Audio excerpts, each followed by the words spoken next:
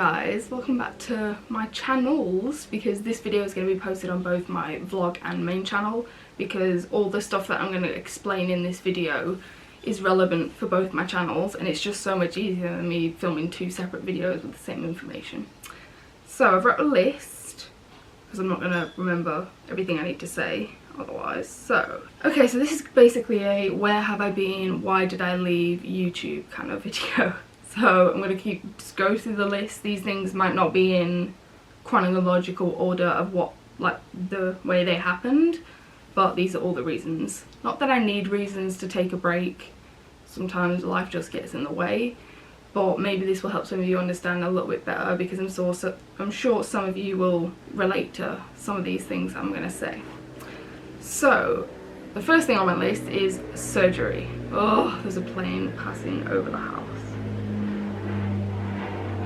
I'm not currently filming in my house, I'm actually in my sister's bedroom, but I'm using her bedroom to film. So I have recently had surgery on the 2nd of September for my hip.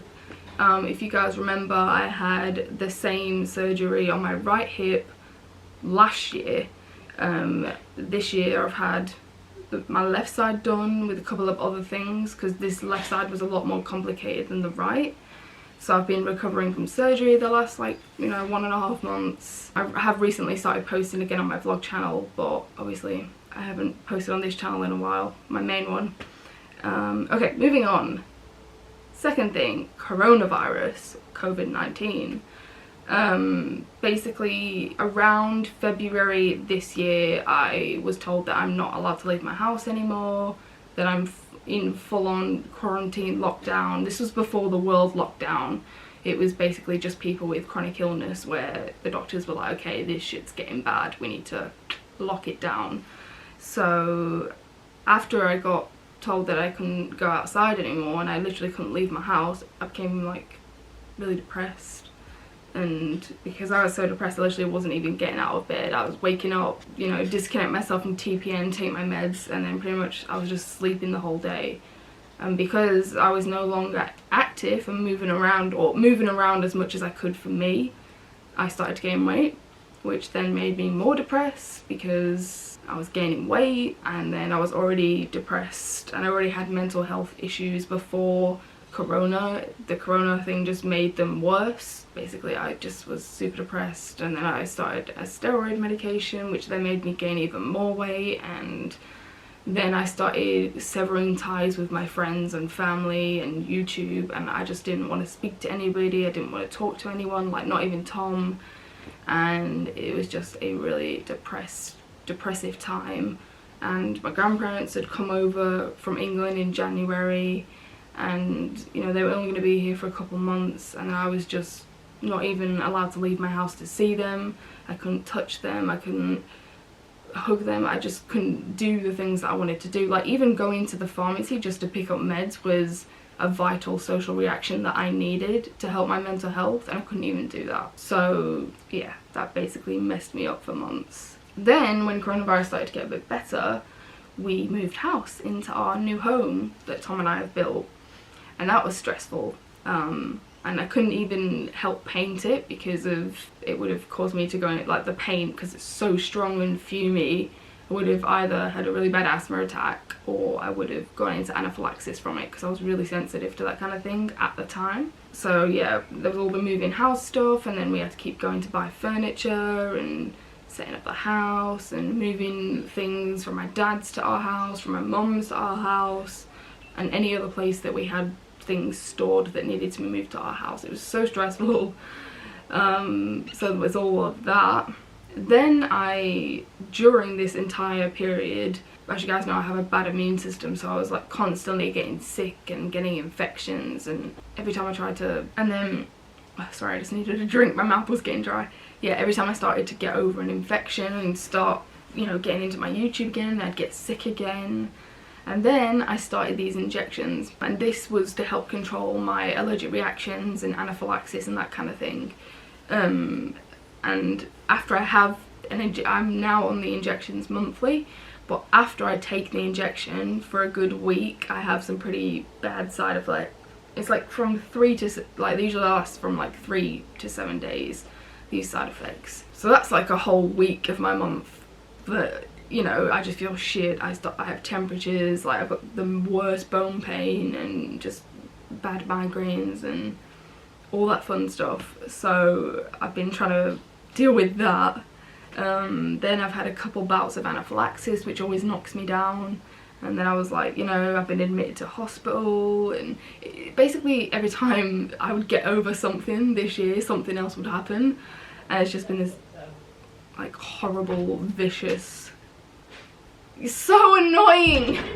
I literally told you that I was filming and you still come in.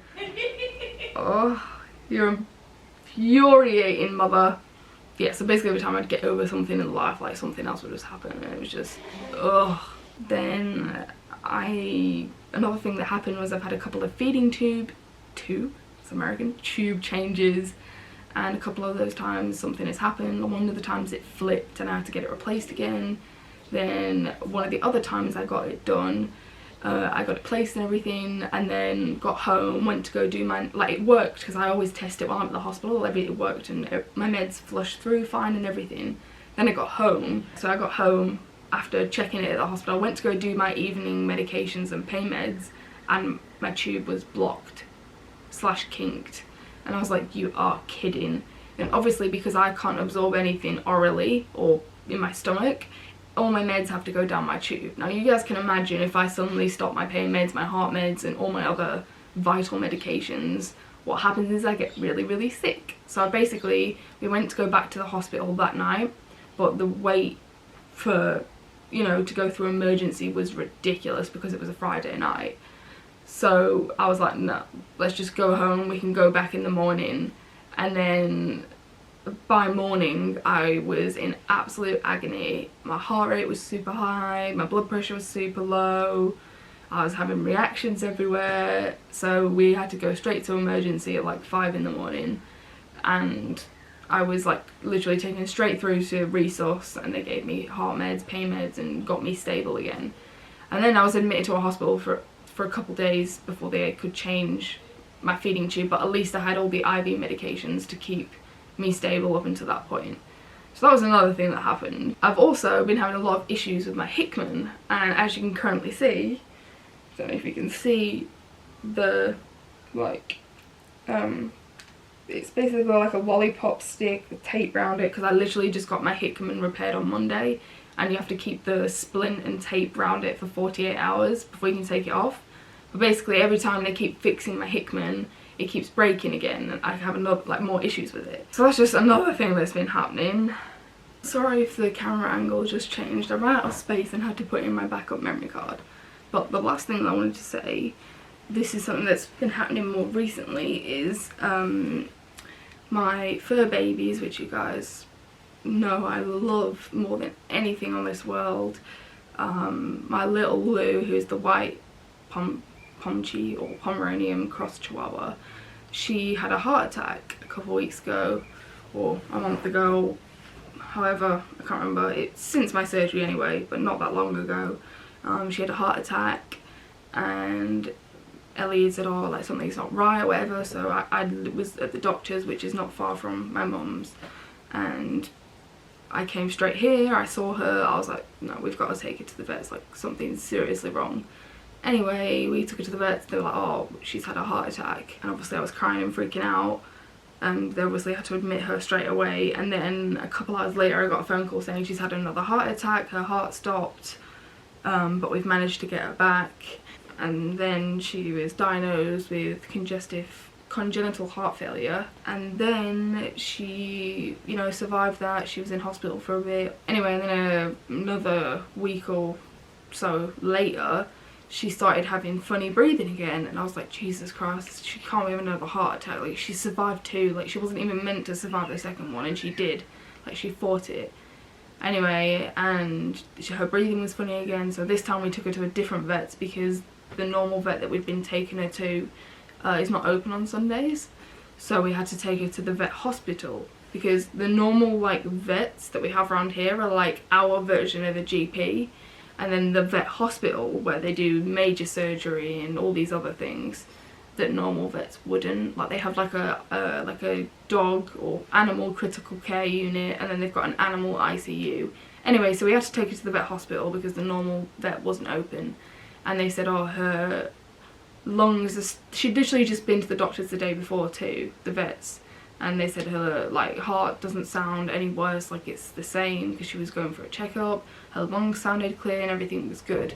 Anyway, the next day, 24 hours later, like her breathing was funny, and Mum was like, oh, it can't be, like her lungs, like the guy said he listened to them yesterday and they were fine. And I was like, yeah Mum, but with congenital heart failure, like your lungs can literally fill with fluids like that, like even in a couple of hours. So we took her to the vet hospital, and that's what they said basically. She's got serious swelling, like around her heart, like she did last time, and her lungs are filled with fluid again. So then she had to be admitted to the doggy ICU, and her oxygen was really low. They said that it was like in the 70s, like 70% oxygen. Like that's low for anyone who doesn't know. Like normal oxygen is like 94 being like the lowest they will accept, and above is like normal. So she was in the 70s, so she really couldn't breathe. Anyway, so they took her to the doggy ICU, and she had to sit in the little oxygen chamber, which I'll post a picture of how sad she looked when we went to go visit her. Even then, the highest reading that they could get with her being in the oxygen chamber was 90, which is low. And we thought we were going to lose her then, but she fought it, and she's now on some new medications like diuretics and stuff. And then while this was going on, my other dog got sick, and she was also diagnosed with congestive heart failure, but it's not as advanced as Lulu's.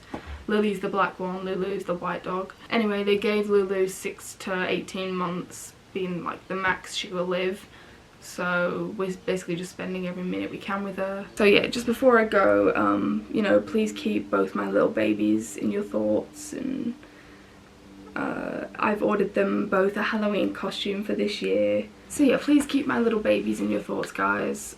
They really need it. I need it. I want to spend as much time with them as I can, because, you know, life is short. They are old, but, you know, they're still my little fur babies to me, and I still don't see them as babies, and I'm going to be devastated when either one of them go. So I'm just grateful to have them here now, I guess. I bought them both little Halloween costumes because this might be their last Halloween, which I'll show you guys when they arrive. And I've got them a little haunted pop-up house that's meant for cats, but they're that small they'll fit into it. So yeah, basically that's everything that's been going on in my life. So I'm sure I'll do another update soon. I don't want to keep talking about it because it's sad and there's so much going on in my life right now, but I'm hoping now that this is the start of me getting back into YouTube, because I need the money and I miss you guys like crazy. So hopefully we're back for good, or at least for the foreseeable future. But yeah, leave any questions and comments you have in the description, and if you enjoyed this little update video, please do give it a big thumbs up. Don't forget to hit the subscribe button down below. Love you guys so much, and I'll see you in my next video.